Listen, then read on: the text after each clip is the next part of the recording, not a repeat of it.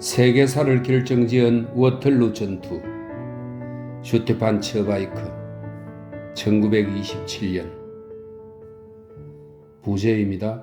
1815년 6월 18일 나폴레옹의 패배. 운명은 힘있는 자와 힘을 휘두르는 자들을 찾아온다. 그러고는 여러 해 동안 단 한 사람만을 노예처럼 섬긴다. 카이사르, 알렉산드로스 대왕, 나폴레옹의 경우가 그렇다. 운명 자체가 파악할 수 없는 원초적 존재이니만큼 운명은 자신을 닮은 원초적 힘을 지닌 인간을 사랑하기 때문이다. 그러나 아주 드물기는 하지만 운명은 야릇한 변덕을 부리며 별로 대단치 않은 사람에게 자신을 내맡기기도 한다. 이런 경우는 세계사에서 몹시 불가사의한 순간이 되곤 한다. 어쩌다가 아주 보잘것없는 사람이 운명의 실마리를 손에 쥐게 되면 그 사람은 행복해하기보다는 겁에 질리기 마련이다. 영웅들이 세계를 놓고 벌이는 도박판에 끼어들게 되면 엄청난 책임을 떠맡아야 하기 때문이다. 그렇기에 대부분은 벌벌 떨다가 자신의 손에 쥐어진 운명을 놓쳐버린다. 이런 경우 힘차게 기회를 움켜쥐고 위로 올라서는 사람은 극히 드물다. 위대한 존재가 하찮은 존재에게 자신을 내맡기는 일은 아주 짧은 순간에 불과하기 때문이다. 그 기회를 한 번 놓친 사람에게 두 번째 기회는 영영 오지 않는다. 그로시 원수. 빈 회의에, 빈 회의는 나폴레옹이 실각한 후 유럽 정세를 바로잡기 위해 오스트리아의 주도로 영국, 프로이센, 오스트리아, 러시아 등이 오스트리아 수도 빈에 모여서 한 회의입니다. 빈 회의에 참석한 각국의 사절들이 춤과 정사를 즐기며 업무와 싸움에 한창인 점 청청병력 같은 소식이 날아든다. 사슬에 묶인 사자 나폴레옹이 엘바 섬을 탈출했다는 것이다. 잇따라 다른 전령들이 들이닥쳐서 나폴레옹이 리옹을 점령했고 왕을 몰아냈다고 보고한다. 군대가 정신이 나간 듯 깃발을 휘두르며 나폴레옹에게 투항했고 파리의 틸러리궁이 나폴레옹 차지가 되었다는 것이다. 지난 20년 동안 숱한 목숨을 잃어가며 전쟁을 치렀고 라이프치 전투에서 나폴레옹을 제압했건만 이제는 몽땅 허사가 되어버렸다는 말이다. 투덜대며 다투던 각국 대표들은 맹수의 발톱에 낚이기라도 한 듯 기겁을 한다. 영국, 프로이센, 오스트리아와 러시아는 자신을 황제라 칭한 자를 완전히 박살을 내기 위해 긴급히 군대를 소집한다. 유럽의 합법적 황제와 왕들은 위태로운 순간이 닥치자 그 어느 때보다도 단단히 하나로 뭉친다. 영국의 웰링턴이 북쪽에서 프랑스로 진군하고 벌리오가 지휘하는 프로이센 군대가 영국군의 측면을 보강하며 가세하기로 한다. 수바라첸 베르크 휘하의 오스트리아 군은 라인강 부근에서 전투 태세를 갖추고 있고 예비 병력인 러시아 연대가 중무장을 한 채 천천히 독일 땅을 가로질러 행군하고 있다. 나폴레옹은 단번에 자신이 얼마나 위험한 처지인지를 간파한다. 우물쭈물하다가는 적의 무리가 몰려들 것이다. 프로이센, 영국, 오스트리아가 유럽 연합군을 결성해 프랑스 제국을 무너뜨리기 전에 자신이 먼저 그들을 차례로 각계격파해야 한다. 서두르지 않으면 국내의 불평분자들이 깨어날 것이다. 공화파가 힘을 키워 왕당파와 연대하기 전에 승리를 거두어야 한다. 그가 임명한 장관 푸시에는 종잡을 수 없는 표리부동한 인물인데 퓨시에를 쏙 빼닮은 탈레랑은 연합군 편으로 넘어가 있다. 둘은 앙숙이지만 힘을 합쳐 나폴레옹의 등에 칼을 꽂을지도 모른다. 그 전에 군대의 열광적 분위기에 힘입어 단숨에 적을 덮쳐야 한다. 하루하루 상황은 불리해지고 시간이 흐를수록 위험이 커진다. 그는 서둘러 유럽에서 가장 치열한 싸움터인 벨기에로 향한다. 6월 15일 새벽 3시 나폴레옹의 대군의 선발대가 국경을 넘는다. 16일에는 리니 근교에서 프로이센 군대를 공격에 격퇴한다. 훈련한 사자가 처음 주먹을 내지른 셈이다. 그 주먹은 매서웠지만 치명적이지는 않다. 프로이센 군대는 패배했지만 괴멸되지는 않은 채 브리셀로 후퇴한다. 이제 나폴레옹은 두 번째로 웰링턴을 가격할 준비를 한다. 그는 숨을 돌릴 여유가 없다. 하루하루 적응 보강되는데 그의 버팀목인 프랑스 국민은 지칠 대로 지쳐서 인내심을 잃었기 때문이다. 독한 술을 대령하듯 성정보를 갖다 바쳐야만 국민을 열광에 빠뜨릴 수 있다. 그는 17일에도 모든 군대를 이끌고 카트르브라 언덕으로 행군한다. 거기에는 무쇠 심장을 지닌 냉정한 적장 웰링턴이 진을 치고 있다. 이날 나폴레옹은 그 어느 때보다 조심스럽게 군대를 배치한다. 작전 명령 또한 그 어느 때보다도 명료하다. 그는 프랑스군의 공격을 계획하는 데 그치지 않고 프랑스군이 위험에 직면하게 될 경우도 고려한다. 벌리흐의 군대는 패했지만 괴멸되지는 않았기에 웰링턴의 군대에 가세할 수도 있는 상황이다. 나폴레옹은 군대 일부를 떼어내고는 이 부대의 프로이센군을 바짝 추격해서 영국군에 가세하지 못하게 막으라는 임무를 맡긴다. 그는 추격부대의 명령권을 그루시 원수에게 넘겨준다. 그루시는 뛰어나지는 않지만 성실하고 정직하며 용감하고 믿음직한 기병대장이다. 여러 차례 기병대장으로서의 능력을 보여주었지만 기병대장 이상의 인물은 못 된다. 미이라처럼 군대의 사기를 복두드는 열혈전사도 못 되고 생실이나 베르티에 같은 전략가도 못 되는 데다가 네 같은 영웅도 못 된다. 이렇다 할 업적을 전장에서 세운 바 없고 놀라운 무용담을 달고 다니는 인물도 아니다. 나폴레옹 전설이 펼치는 웅장한 세계에 이름을 올릴 만한 이렇다 할 개성도 없는 인물이다. 그루시가 유명해진 이유는 오직 하나, 불운하게도 실수를 범했기 때문이다. 그는 지난 20년 동안 스페인과 러시아, 네덜란드와 이탈리아를 비롯한 모든 전장에서 싸우며 차근차근 원수의 자리에까지 올랐다. 부당하게 승진한 것은 아니지만 특별한 공적이 있는 것도 아니었다. 오스트리아 군대의 총탄과 이집트의 폭염, 아랍인의 단도와 러시아의 혹한의 선임자들이 목숨을 잃은 덕분이었다. 더제는 마렌고에서, 클레브는 카이로에서, 란네는 바그람에서 전사했다. 다시 말해 그루시는 공을 세워서 최고의 지위를 획득했다기보다는 20년에 걸친 전쟁 덕분에 적임자가 없다 보니 최고의 지위에 오른 사람이다. 나폴레옹은 그루시라는 인물이 믿을만하고 충실하고 선량하고 고지식할 뿐 영웅이나 전략가는 아니라는 사실을 잘 알고 있다. 그러나 그의 장군들 중 절반은 이미 저 세상 사람이고 다른 절반은 끝없는 야영 생활에 지쳐 각자의 영지에 웅크리고 있다. 그러니 뛰어나지 않은 인물이지만 어쩔 수 없이 그루시에게 결정적 과제를 맡길 수밖에 없다. 6월 17일은 리니에서 승리를 거둔 다음 날이자 워털루 전투 하루 전날이다. 이날 오전 11시 나폴레옹은 그루시에게 처음으로 독자적인 명령권을 넘겨준다. 이로써 평범한 인물 그루시는 하루 동안 군대 계급을 뛰어넘어 세계사에 발을 들여놓는다. 짧은 순간에 불과하지만 얼마나 중요한 순간인가? 나폴레옹의 명령은 명료하기 거지없다. 자신이 영국군을 상대하는 동안 그루시는 군대의 3분의 1을 이끌고 프로이센 군대를 추격하라는 것이다. 얼핏 보기에는 단순한 과제라서 분명하고 오해가 없을 듯하지만 실은 해석의 여지가 있고 양날의 칼 같은 과제이다. 추격전을 벌이는 동시에 계속해서 본대와 연락을 취하라는 명령을 받았기 때문이다. 그루시 원수는 주저하며 명령권을 떠맡는다. 독자적으로 작전을 수행하는 것이 익숙하지 않기 때문이다. 신중하지만 주도적이 아닌 그는 천재 황제가 이를 떠맡겨야만 안심하는 성격이다. 게다가 휘하 장군들은 뒷전에서 불만을 품고 있는 듯하다. 어쩌면 그는 운명이 불길한 징조를 보내고 있음을 감지했는지도 모른다. 본부가 가까이 있는 덕에 그나마 안심이 된다. 속보로 3시간만 행군하면 되는 거리에 황제가 이끄는 본대가 있다. 그루시는 억수같이 쏟아지는 빛 속에서 작별을 구한다. 그의 병사들은 질척대는 진흙땅을 밟으며 천천히 프로이센군을 향해 나아간다. 아니, 정확히 말하자면 볼리흐와 병사들이 있으리라고 짐작되는 방향으로 나아간다. 카이유의 밤. 북방의 비는 그칠 줄 모르고 쏟아진다. 프랑스 군대는 물에 빠진 생쥐꼴로 칠벅대며 전진한다. 모든 병사의 신발 밑창에는 지늘기 2파운드나 떨러붙어 있다. 아무리 둘러봐도 숙소가 될 만한 집 한 채 보이지 않는다. 집더미는 흠뻑 젖어서 깔고 잘 수가 없다. 할 수 없이 병사들은 10명 남짓씩 모여서 등에 등을 맞대고 앉은 채 장대비를 맞으며 새우잠을 잔다. 황제 역시 쉬지 않는다. 극도로 신경이 예민해진 그는 이리저리 서성대고 있다. 적을 탐색하는 작업이 굳은 날씨 때문에 제대로 진척되지 못한 데다가 염탐꾼들은 제각기 상반되는 보고를 올리기 때문이다.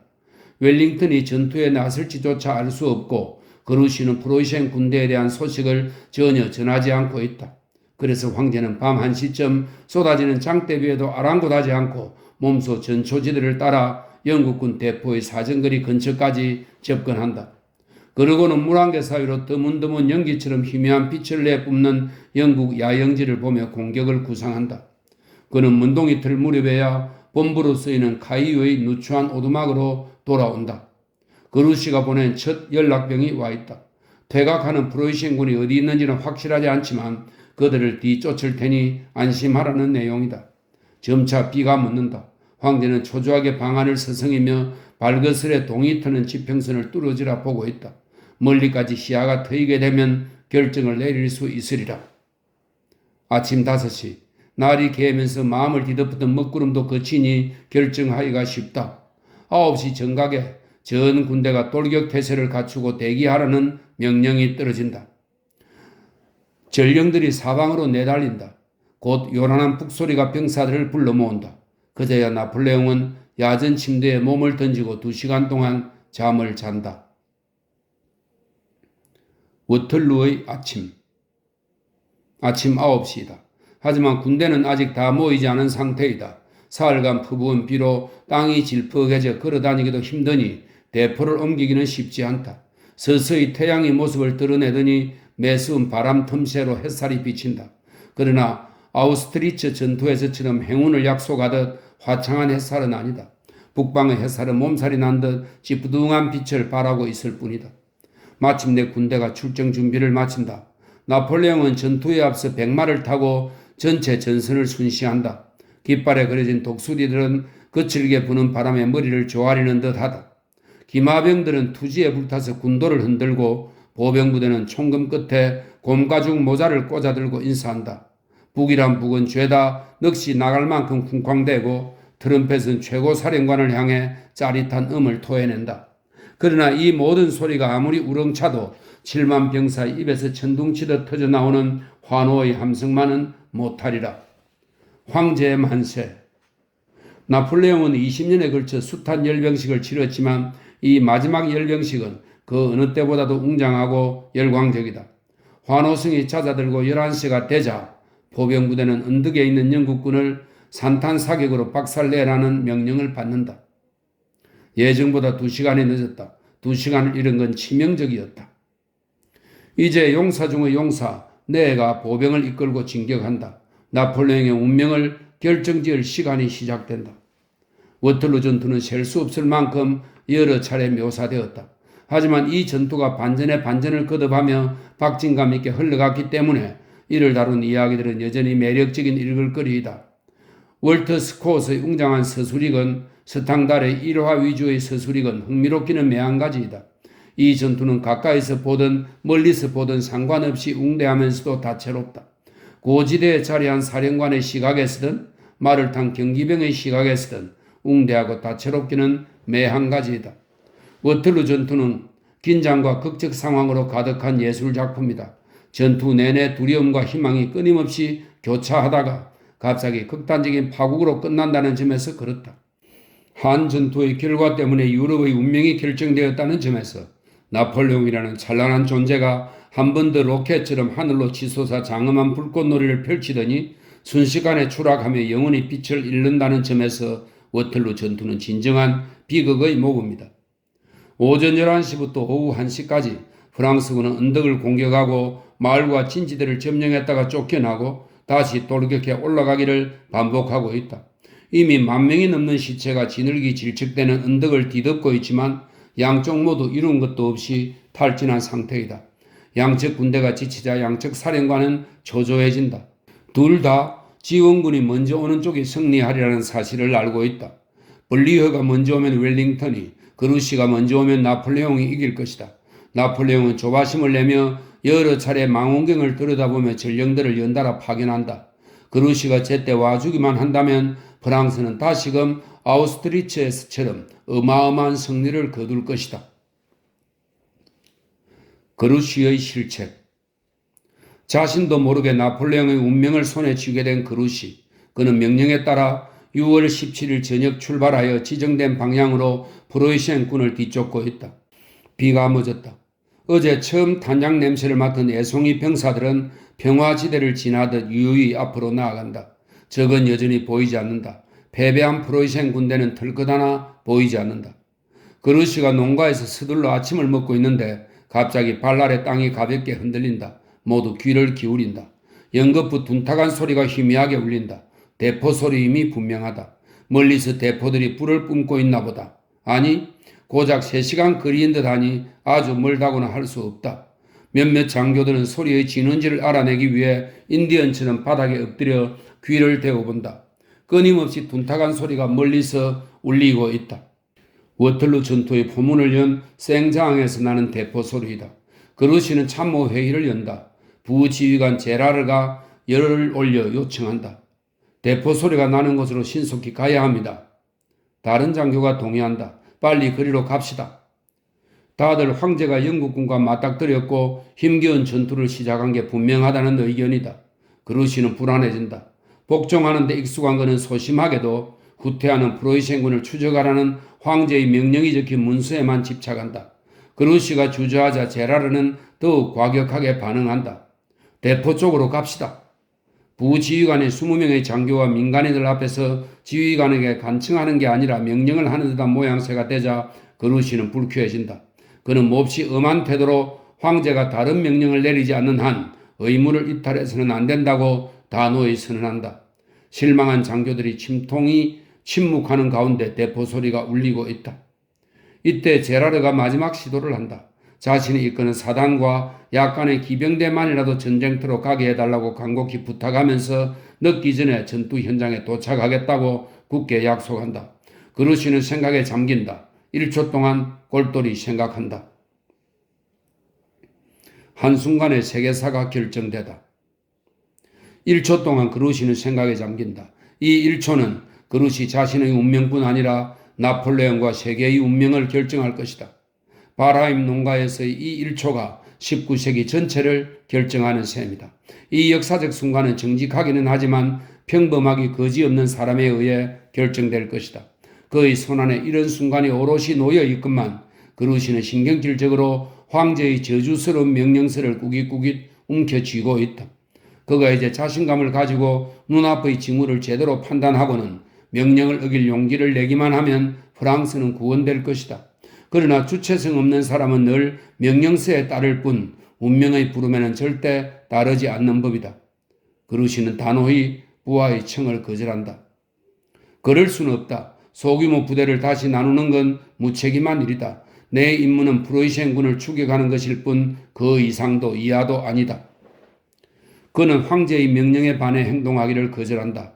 장교들은 못마땅해 하며 침묵한다. 아무도 그를 반박하지 않는다. 그러는 가운데 결정의 순간은 돌이킬 수 없이 지나간다. 이제 어떤 말과 행동으로도 이 순간을 다시 붙들 수는 없다. 승리는 웰링턴의 것이다. 그렇게 그들은 계속 행진한다. 레자르와 반담은 화가 나서 주먹을 불끈 쥔다. 그루시는 시간이 흐를수록 점점 더 불안해진다. 뭔가 이상하다. 왜 프로이센군이 아직도 보이지 않는 걸까? 적군이 브레셀 방향을 벗어난 것 같다. 곧이어 전령들은 프로이센군이 방향을 바꾸어 전장의 측면 쪽으로 행군한 것 같다는 보고를 올린다. 아직 늦지 않았다. 서두르기만 한다면 황제를 도우러 갈 수 있다.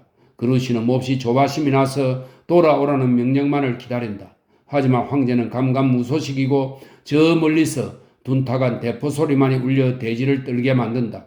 워털루 전투라는 묵직한 주사위가 던져진 것이다. 워털루의 오후. 그러는 사이 1시가 되었다. 4번에 걸친 프랑스군의 공격은 모두 실패했지만 웰링턴군의 핵심부는 무척 취약해져 있다. 나폴레옹은 벌써 결전의 순간을 준비한다. 그는 벨 알리앙스 앞쪽에 포병대를 보강하라고 지시한다. 대포 공격으로 인해 양쪽 진영 사이에 구름 장막이 들이우기 전에 나폴레옹은 마지막으로 전장을 굽어본다. 이때 북동쪽 숲에서 한 무리의 검은 그림자가 물밀듯이 돌진하는 게 보인다. 새 군대가 오는구나. 즉시 다들 망원경을 그리로 돌린다. 그루시가 대담하게도 명령을 거스르고 기적적으로 제 시간에 나타난 걸까? 아니었다. 포로를 데려와 물어보니 볼리어 장군이 이끄는 프로이센군의 전초대라고 대답한다. 황제는 패배한 프로이센군이 프랑스군의 추격을 따돌리고는 일찌감치 영국군과 합시하려 한다는 사실을 이제야 알아챈다. 그동안 프랑스군의 3분의 1이 아무도 없는 곳을 공연히 헤매고 다닌 셈이다. 즉시 그는 그루시에게 명령서를 써보낸다. 만사 제치고 본대에 합류해서 프로이센군이 전투에 투입되는 것을 저지하라는 내용이다. 그와 동시에 내 원수는 공격 명령을 받는다. 프로이센군이 오기 전에 웰링턴을 격파해야 한다. 승리할 기회가 갑작스럽게 줄어들었으니 아무리 병력을 많이 투입해도 무모할 게 없는 판국이다. 오후 내내 프랑스 측은 보병 부대를 계속 충원해가며 고원지대를 죽기 살기로 공략한다. 보병들이 총탄으로 쑥대밭이 된 마을을 지나 돌격하다가 쓰러지면 계속해서 새 보병들이 다시 깃발을 부여잡고는 파도처럼 밀려와서 적의 방진을 공략한다. 그러나 웰링턴은 아직 건재하며 여전히 그루시는 강간무소식이다. 그루시는 어디 있는 거야? 대체 어디 처박혀 있는 거야? 프로이센 선봉대가 점차 전투에 끼어드는 것을 본 황제는 초조해져 중얼댄다. 휘하 사령관들도 애가 타기는 매한가지이다. 내 원수는 무슨 수를 써서라도 끝장을 내겠다고 결심한다. 그루시가 지나치게 신중하다면 내는 지나치게 과감해서 탈이다. 그가 탄 말 3마리가 벌써 총에 맞아 죽었다. 내는 프랑스 기병대 전원을 한꺼번에 공격에 투입한다. 10,000명의 중기병과 경기병들은 죽기 살기로 말을 달려서 적의 방진을 파괴하고 포병대를 박살내며 제1선을 무너뜨린다. 영국군은 이들을 다시 쫓아내긴 하지만 더는 버틸 기력이 없다. 언덕을 움켜쥐고 버티던 주먹이 풀리려 한다. 전력이 크게 손상된 프랑스 기병대가 대포 앞에서 후퇴하자 나폴레옹의 마지막 카드인 친위대가 언덕을 점령하기 위해 서서히 앞으로 나선다. 이 언덕을 장악하면 유럽의 손안에 들어올 것이다. 유럽의 운명이 결정되다. 아침부터 양쪽 진영에서 400개의 대포가 쉴 새 없이 불을 뿜는다. 전선에서는 기마부대가 총알이 빗발치는 가운데 방진을 향해 달려들고 고수들은 북가죽이 찢어져라 북을 두들겨 댄다. 병원 전체가 깎아지 소리로 들썩거린다. 그러나 양쪽 언덕 위의 두 사령관은 요란한 소리에 아랑곳하지 않고 나지막한 소리에만 귀를 기울인다. 수만 병사들이 격전을 벌이는 동안 두 사람의 손에 들린 2개의 시계는 새의 심장처럼 나지막이 똑딱거리고 있다. 나폴레옹과 웰링턴은 끊임없이 회중시계를 들여다보며 결정적인 도움을 줄 군대가 도착하기를 애타게 기다린다. 웰링턴은 볼리어가 근처에 있음을 알고 있다. 나폴레옹은 그루시가 오기를 고대한다. 둘 다 더 이상의 예비병력이 없기에 원군을 먼저 얻는 척이 성자가 될 것이다. 두 사령관은 망원경을 들고 숲 언저리를 주시한다. 거기서 살포시 먼지가 일듯 프로이센의 선봉대가 모습을 보이기 시작한다. 소규모 병사들에 불과한 걸까? 아니면 부대 전체가 그루시를 따돌리고 온 걸까? 영국군은 그저 간신히 버티고 있을 뿐이다. 하지만 프랑스군 역시 지쳐있기는 마찬가지다. 양측은 씨름 선수처럼 헐떡이면서 이미 뻣뻣해진 팔로 상대를 마지막으로 부여잡기 위해 숨을 고른다. 돌이킬 수 없는 결전의 순간이 다가오고 있다. 이때 프로이센군 측면에서 총탄이 발사된다. 소총수들이 소규모 전투를 벌이고 있다. 그루시가 드디어 왔구나. 나폴레옹은 안도의 숨을 내쉰다. 이제 측면은 안전하다고 믿은 나폴레옹은 마지막 병력을 모아 다시금 웰링턴의 중앙부를 향해 투입한다. 브리셀로 가는 길목을 막은 영국을 쳐부수자. 그러면 유럽의 성문이 활짝 열릴 것이다. 그러나 이 소규모 전투는 오해에서 비롯된 소동에 불과하다. 진군하던 프로이센군이 다른 군복을 입은 하노버 연대를 적군이라 착각해서 포문을 연 것이었다. 곧 프로이센군은 포격을 중단한다. 그러고는 그 무엇으로도 막을 수 없는 강력한 물살이 되어서 숲에서 우르르 쏟아져 나온다. 군대를 이끌고 온 건 그루시가 아니라 볼리어다. 볼리어와 함께 파국이 들어닥친다. 이 소식이 순식간에 프랑스 군대에 퍼지자 병사들은 퇴각하기 시작한다. 아직은 질서가 유지되고 있다. 하지만 웰링턴이 이 순간을 놓칠 리 없다. 그는 굳건히 지켜낸 언덕 가장자리까지 가서는 모자를 벗어들고 물러서는 적을 향해 흔든다. 영국군은 그의 몸짓에서 승리가 임박했음을 즉각 알아챈다. 아직 살아남은 영국군 모두는 벌떡 일어나서 흩어진 적군을 덮친다. 동시에 프로이센 기병대가 지쳐서 만신창이가 된 프랑스 군대의 측면을 공격한다. 귀청이 터질 듯 비명이 요란하다. 도망쳐라! 이 비명은 프랑스에 치명타를 가한다. 불과 몇 분이 지나자 프랑스의 대군은 공포에 질려 마구잡이로 도망치는 오합지졸일 뿐이다. 이 공포의 물결에 나폴레옹마저 휩쓸려 버린다. 프로이센 기병대는 아무런 저항도 못하고 판단 능력을 잃은 채 황급히 도망치는 인파 속으로 치고 들어간다. 그러고는 급에 질려 비명을 지르는 무리가 내팽개친 나폴레옹의 전용 마차와 군용 금괴, 대포 일체를 유유히 확보한다. 밤이 되어 어두워진 덕에 황제는 가까스로 빠져나온다. 넋이 나간 채 더러운 몰골을 한 황제는 자정 무렵 나지막한 시골 여인숙 의자에 지친 몸을 던진다. 그러나 그는 이미 황제가 아니다. 그가 세운 제국과 왕조와 함께 그의 운명 역시 끝났다. 소심하고 평범한 인물이 머뭇거린 덕분에 그 누구보다도 용감하며 빼어난 해안을 지닌 영웅이 20년 세월에 걸쳐 이룬 것이 와르르 무너져 내린 것이다. 마지막 글입니다. 일상으로의 복귀. 나폴레옹이 영국군의 공격에 무너지자마자 어떤 사람이 특별 마차를 타고 쏜살같이 브뤼셀로 가서는 미리 대기시켜놓은 배로 갈아탄다. 그가 누구인지 아는 사람은 얼마 없다. 그가 탄 배는 정부의 전령보다 먼저 런던에 도착한다. 영국의 성전 소식이 아직 알려지지 않은 덕에 그는 정권시장의 주식을 헐값에 사들이는 데 성공한다. 이처럼 절묘한 수완으로 새로운 제국을 세워서 왕위에 등극한 사람은 바로 로스차일드이다. 다음날 영국의 성전보가 날아든다. 파리에서도 영원한 배신자 부시에가 패배 소식을 듣는다. 브뤼셀과 독일에서는 승리의 종이 울린다. 그런데 다음날 아침까지 워틀루 소식을 모르는 사람이 하나 있다. 운명의 장소에서 겨우 4시간 거리에 있는데도 말이다. 바로 비운의 인물 그루시이다. 그는 명령대로 프로이센군을 끈질기게 차근차근 추적해왔다. 그런데 희한하게도 프로이센군은 어디에도 없다. 그는 불안해진다. 여전히 대포 소리가 가까이에서 요란하다. 그러다가 소리가 점점 커지면서 마치 도와달라고 악을 쓰는 것처럼 들린다. 다들 땅이 진동하는 것을 느낀다. 대포가 발사될 때마다 포탄의 심장을 맞는 기분이다.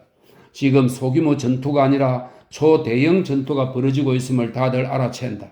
이 전투가 모두의 운명을 결정지을 것이다. 초조해진 그루시는 장교들 옆에서 말을 달린다. 장교들은 자신들의 충고를 무시한 그루시와 말을 섞으려 하지 않는다. 드디어 그들은 와브르에서 볼리오의 후발대 하나를 만난다. 그들에게 구원이 일어난 셈이다. 그들은 미친 사람처럼 적의 참호를 공격한다. 제라르는 어두운 예감에 쫓겨서 죽으려고 작정을 한 듯 맨 앞에 나섰다가 결국 총탄에 쓰러진다. 그루시에게 가장 큰 소리로 경고하던 사람이 이제 영영 입을 다문 것이다. 밤이 되자 그들은 마을을 습격하지만 이런 소규모 후발대를 상대로 승리한다 해도 아무 소용이 없어 보인다. 저 멀리에 있는 전장이 갑자기 쥐죽은 듯 조용해졌기 때문이다. 무섭게 조용하고 평화로워서 섬뜩해질 지경이다. 고문과도 같은 정적이 이어진다. 무슨 일이 일어났는지 모른 채 마음을 졸이느니 차라리 대포 소리가 요란하게 났다는 생각이 들 지경이다. 전투가 결판이 난 게 틀림없다. 마침내 그루시는 워틀루 전투를 도우라는 나폴레옹의 편지를 받는다. 하지만 너무 늦었다. 이 거대한 전투는 이미 끝난 게 분명하다. 그런데 대체 누가 이긴 걸까? 그들은 밤새 기다려보지만 헛일이다. 아무런 소식도 오지 않는다. 프랑스 대군이 그들을 잊어버린 걸까? 그들은 꿰뚫어 볼 수 없는 공간에서 어쩔 줄 모르고 서 있는 미아 같은 기분이다. 아침이 되자 그들은 막사를 거두고 다시 행군한다. 지칠 대로 지친 데다가 아무리 행진하고 작전을 세워봤자 아무 소용이 없음을 이미 알지만 달리 할 것이 없다. 드디어 오전 10시경 참모부 장교 하나가 쏜살같이 달려온다. 그들은 그가 말에서 내리도록 도와주면서 질문을 퍼붓는다. 그러나 장교는 알아들을 수 없는 말을 더듬거릴 뿐이다. 그의 얼굴은 공포로 일그러져 있고 땀에 흠뻑 젖은 머리카락은 관자놀이에 달라붙어 있다. 인간의 한계를 뛰어넘는 고생을 한 탓에 몸이 떨린다. 그들은 그가 하는 말을 이해할 수 없고 이해하고 싶지도 않다. 이제는 황제도 황제의 군대도 끝장났고 프랑스는 패배했다고 그가 말하자 다들 그를 술에 취해 실성한 사람 취급한다. 그러나 점차 그의 말이 진실임이 드러난다. 너무도 충격적인 소식에 다들 넋을 잃고 만다.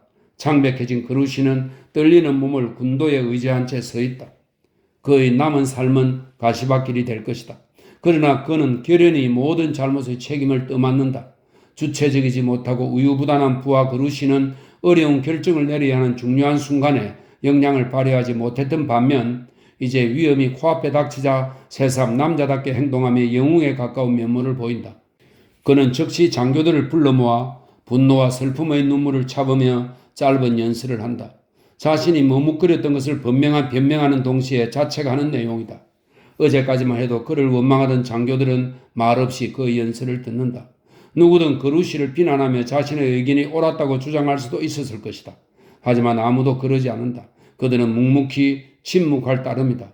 너무도 침통한 탓에 다들 할 말을 잃는다.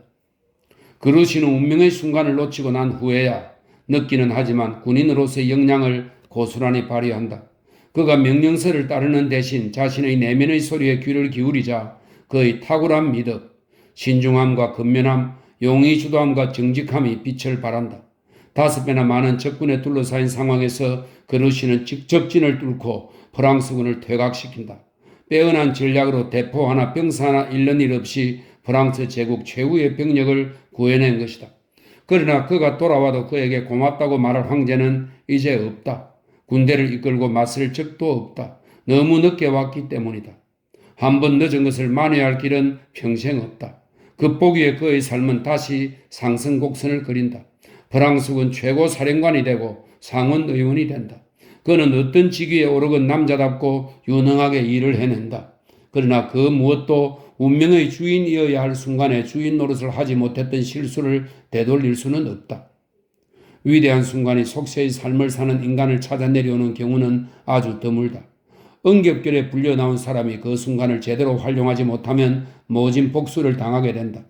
평온한 시절에는 조심성, 복종, 노력, 신중함과 같은 시민적 미덕들이 큰 도움이 되지만 웅대한 운명의 순간이 오면 이런 미덕들은 불길 속에 맥없이 녹아내리고 만다. 웅대한 운명의 순간은 늘 천재만을 택해서 불멸의 형상을 부여하는 반면 우유부단한 자를 경멸하며 밀쳐낸다. 지상의 또 다른 신이기도 한 운명의 순간은 불같은 팔로 대담한 자만을 들어올려 영웅들의 천국으로 들여보낸다.